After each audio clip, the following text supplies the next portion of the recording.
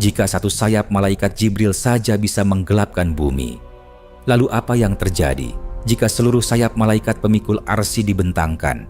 Bayangkan makhluk yang tingginya sejauh 700 tahun perjalanan burung, dan itu baru jarak pundaknya. Assalamualaikum warahmatullahi wabarakatuh.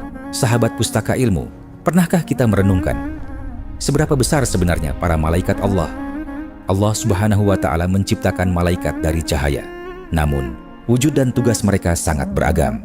Jumlah mereka tidak terhitung, dan sebagian di antaranya memiliki ukuran yang begitu besar hingga akal manusia sulit membayangkannya. Jumlah malaikat tidak hanya 10 itu saja, melainkan sangat banyak sekali. Di antara hal yang disaksikan Rasulullah saat Isra Mi'raj adalah ditunjukkannya Baitul Ma'mur. Menurut hadis riwayat Bukhari, Rasulullah mengatakan di Baitul Ma'mur setiap hari ada 70.000 malaikat yang sholat di dalamnya. Setelah para malaikat itu keluar dari Baitul Ma'mur, mereka tidak akan pernah bisa kembali lagi ke sana. Artinya, kesempatan sholat di dalam Baitul Ma'mur hanya bisa dilakukan malaikat satu kali dalam hidupnya. Dan masing-masing dari malaikat ini memiliki sayap. Ada yang memiliki 2, 3, dan 4 sayap. Dan di antara para malaikat itu, ada yang memiliki wujud terbesar, yaitu adalah malaikat pemikul arsy, yang dalam beberapa riwayat dikenal dengan sebutan Hamalatul Arsy. Mereka adalah makhluk yang memikul singgasana Allah, simbol kebesaran dan keagungannya. Lalu, sebesar apakah sebenarnya para malaikat ini? Dan siapa sajakah mereka? Mari kita simak penjelasan lengkapnya pada video kali ini. Saya ingatkan, ini hanyalah sebuah ilustratif bukan estimasi. Jika ada kesalahan dalam perhitungan saya, silahkan tinggalkan kritik dan saran di kolom komentar. Terima kasih. 1. Malaikat Jibril. Di antara malaikat besar itu adalah malaikat Jibril alaihi salam. Rasulullah saat Isra Mi'raj ditunjukkannya Baitul Ma'mur. Menurut hadis riwayat Bukhari, Rasulullah mengatakan di Baitul Ma'mur setiap hari ada 70.000 malaikat yang sholat di dalamnya. Setelah para malaikat itu keluar dari Baitul Ma'mur, mereka tidak akan pernah bisa kembali lagi ke sana. Artinya, kesempatan sholat di dalam Baitul Ma'mur hanya bisa dilakukan malaikat satu kali dalam hidupnya. Rasulullah pun bersabda, tidak ada satu ruang selebar 4 jari, kecuali di sana ada malaikat yang sedang meletakkan dahinya bersujud kepada Allah. Hadis riwayat Ahmad. Jadi bayangkan saja, setiap harinya ada 70.000 malaikat yang sholat di Baitul Ma'mur. Hal ini menunjukkan jumlah mereka sangatlah banyak, bahkan lebih banyak dari jumlah manusia. Dan malaikat Jibril adalah pemimpin dari semua malaikat. Dari Ibnu Mas'ud berkenaan firman Allah yang artinya, maka Tuhan mewahyukan kepada hambanya apa yang diwahyukannya Muhammad telah melihat Jibril itu dalam rupanya yang asli pada waktu yang lain. Quran Surah An-Najm ayat 10. Ibnu Mas'ud berkata, Rasulullah pernah melihat Jibril dalam wujud aslinya.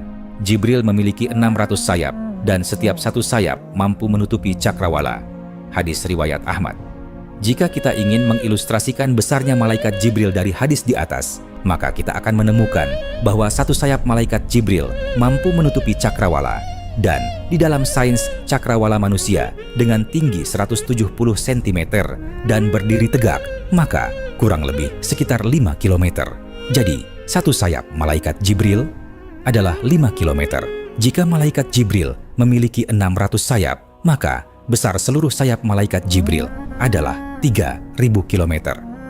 Untuk visualisasi, kita anggap saja sayap malaikat Jibril tersebar merata ke segala arah, seperti sebuah lingkaran. Jika sayapnya dibentangkan, maka malaikat Jibril jika divisualisasikan akan lebih besar dari bulan. Malaikat Jibril bukan hanya raksasa, tapi dia sudah sebesar sebuah planet. Tapi dia tunduk dan patuh pada seluruh perintah Allah. Ini hanyalah sebuah ilustratif bukan estimasi. Jika ada kesalahan, silahkan tinggalkan kritik di kolom komentar.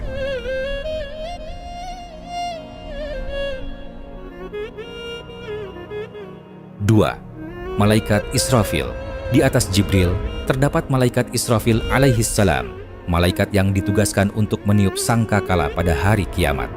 Para ulama menyebutkan bahwa malaikat Israfil memiliki 1.200 sayap.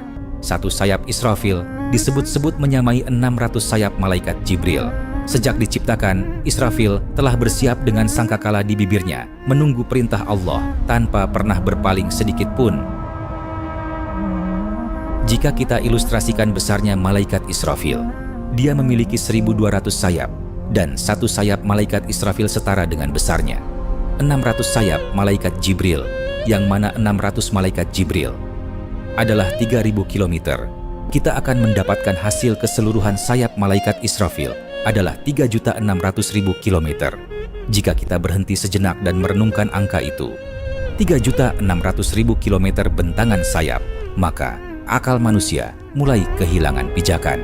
3.600.000 kilometer, jarak yang jika dibandingkan dengan benda langit, setara dengan 3 matahari yang dijejerkan berdampingan. Dan itu baru sayapnya saja, belum tubuhnya, belum kepalanya, belum jarak antara satu sayap dengan sayap lainnya ketika dibentangkan. Bayangkan, sobat, jika bentangan sayap malaikat Israfil mampu melampaui ukuran matahari, maka seberapa kecil bumi ini di hadapannya, dan seberapa kecil pula manusia yang hidup di atasnya.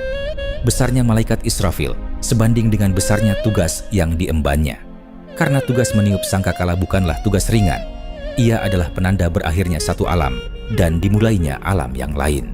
Dalam sebagian riwayat, para ulama menggambarkan bahwa antara mulut malaikat Israfil dan sangkakalanya saja terbentang jarak yang sangat besar, menunjukkan bahwa alat yang ia pegang pun bukanlah sesuatu yang kecil. Dan meskipun Israfil adalah malaikat yang sangat besar dan sangat mulia, ia tetap tunduk sepenuhnya kepada Allah Subhanahu wa Ta'ala. Tidak pernah membantah, tidak pernah menunda perintah. Inilah pelajaran besar bagi manusia. Jika malaikat sebesar Israfil saja selalu takut dan siap atas perintah Allah, lalu bagaimana dengan kita, makhluk kecil yang hidup di satu titik kecil bernama bumi? Namun, kebesaran malaikat Israfil bukan untuk menakut-nakuti, melainkan untuk menyadarkan bahwa hari kiamat itu pasti, bahwa alam semesta ini bukan kekal, dan bahwa setiap jiwa akan kembali kepada Allah. Karena pada saat sangkakala itu ditiup, tidak ada lagi harta, tidak ada lagi jabatan, tidak ada lagi kekuasaan. Yang tersisa hanyalah iman dan amal perbuatan.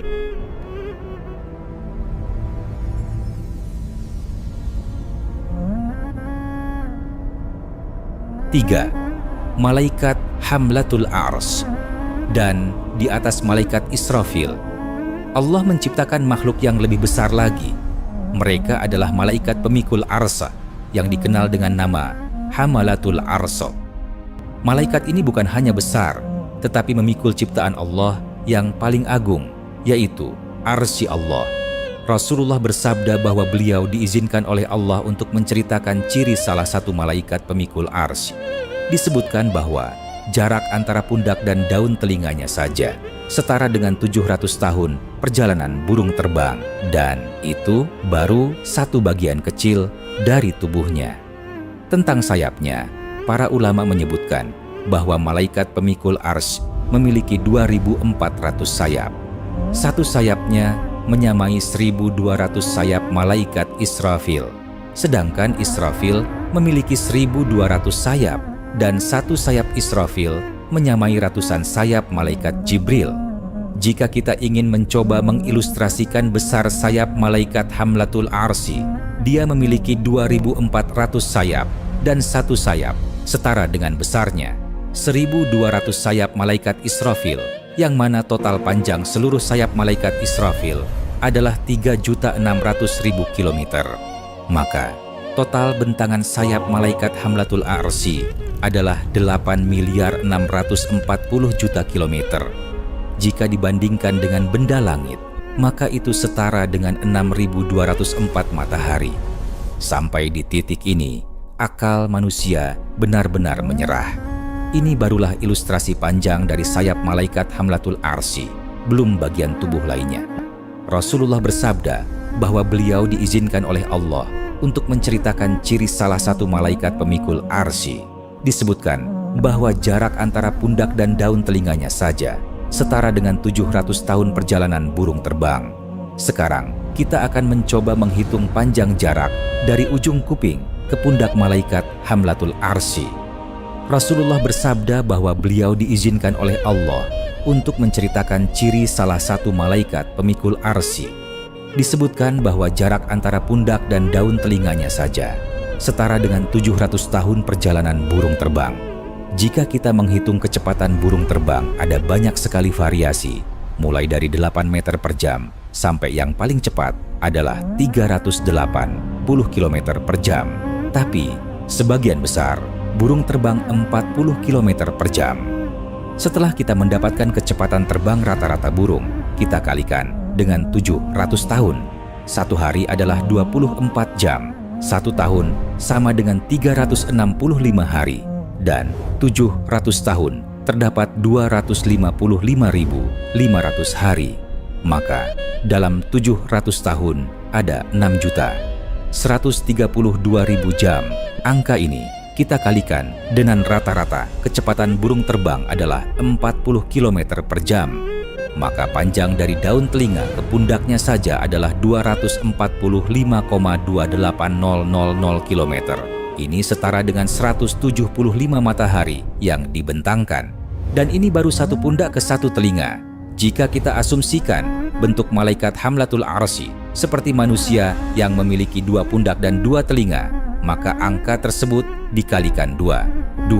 Hasilnya adalah 490.560.000 km. Dan pada titik ini, sobat, angka-angka itu sudah tidak lagi bisa ditampung oleh logika manusia. Ratusan juta kilometer, jutaan matahari, dan itu baru jarak antara telinga dan pundak.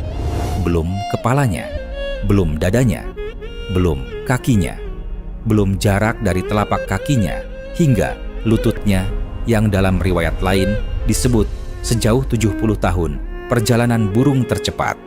Maka, jika satu bagian tubuhnya saja sudah melampaui ukuran matahari, bagaimana dengan keseluruhan wujudnya? Di titik ini, manusia tidak lagi sedang menghitung. Manusia sedang dihadapkan pada batas dirinya sendiri. Karena apapun angka yang kita sebutkan, tidak akan pernah benar-benar mampu menggambarkan hakikat ciptaan Allah yang satu ini. Dan kini, bayangkan, makhluk dengan ukuran sedahsyat itu tidak berdiri sendirian. Mereka berjumlah 4 malaikat. Dan pada hari kiamat kelak, Allah akan menambah jumlah mereka menjadi 8 malaikat. 8 makhluk yang masing-masing ukurannya melampaui daya nalar manusia. Namun, yang paling menggetarkan bukanlah ukuran mereka, melainkan apa yang mereka pikul. Karena malaikat hamalatul arsy bukan memikul gunung, bukan memikul langit, bukan memikul alam semesta, tetapi memikul arsy Allah, singgasana kebesaran yang luasnya seperti padang pasir tak bertepi, sementara seluruh langit dan bumi hanyalah sebuah cincin kecil di tengahnya. Maka, jika makhluk sebesar hamalatul arsy masih terlihat kecil di hadapan arsy Allah, lalu siapakah kita, manusia yang hidup di satu titik kecil bernama bumi, yang sering merasa besar, merasa berkuasa, merasa tidak akan mati?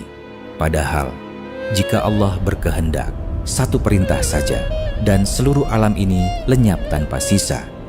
Namun di tengah kedahsyatan itu, ada satu hal yang justru melembutkan hati orang beriman.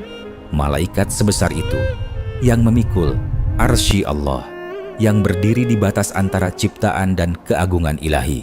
Mereka berdoa untuk kita. Mereka memohon ampun bagi orang-orang yang beriman, bagi mereka yang bertaubat, bagi mereka yang kembali kepada Allah dengan hati yang tunduk.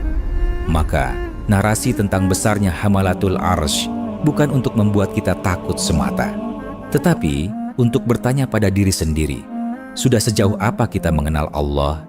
Sudah sejauh apa kita merendahkan hati?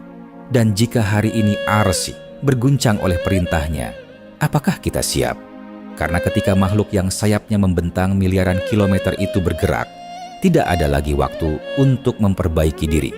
Yang tersisa hanyalah iman dan amal. Sobat, setelah semua gambaran tentang besarnya ciptaan Allah itu kita dengar, pada akhirnya kita akan sampai pada satu kesimpulan yang sama. Bukan tentang seberapa besar malaikat, bukan tentang seberapa luas arsy, melainkan tentang seberapa kecil diri kita.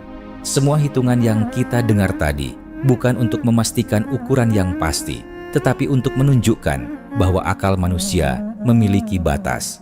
Jika ciptaan Allah saja sudah melampaui daya bayang manusia, maka bagaimana mungkin kita berani menyombongkan diri di hadapannya? Di hadapan Allah, langit dan bumi hanyalah seperti titik kecil, dan kita bahkan lebih kecil dari itu. Namun, di balik kebesaran yang menggetarkan itu, Allah masih membuka satu pintu harapan. Malaikat-malaikat yang memikul arsy-Nya, makhluk paling agung yang pernah diciptakan, justru berdoa untuk orang-orang beriman. Mereka memohonkan ampun bagi hamba yang bertaubat. Mereka memohonkan keselamatan bagi hamba yang kembali kepada Rabb-Nya. Maka, selama nafas masih berhembus, selama hati masih bisa tersentuh, selama pintu taubat belum tertutup, kita masih punya kesempatan. Kesempatan untuk merendahkan hati, kesempatan untuk memperbaiki diri, kesempatan untuk kembali kepada Allah sebelum sangkakala ditiup, dan semua kesempatan benar-benar berakhir. Semoga renungan ini tidak berhenti sebagai cerita, tetapi menjadi cahaya yang menuntun langkah kita dalam kehidupan. Saya mohon maaf atas segala kekurangan. Semoga Allah mengampuni kita semua dan memasukkan kita ke dalam golongan hamba-hamba yang dirahmatinya. Wallahu a'lam bisyawab. Wassalamualaikum warahmatullahi wabarakatuh.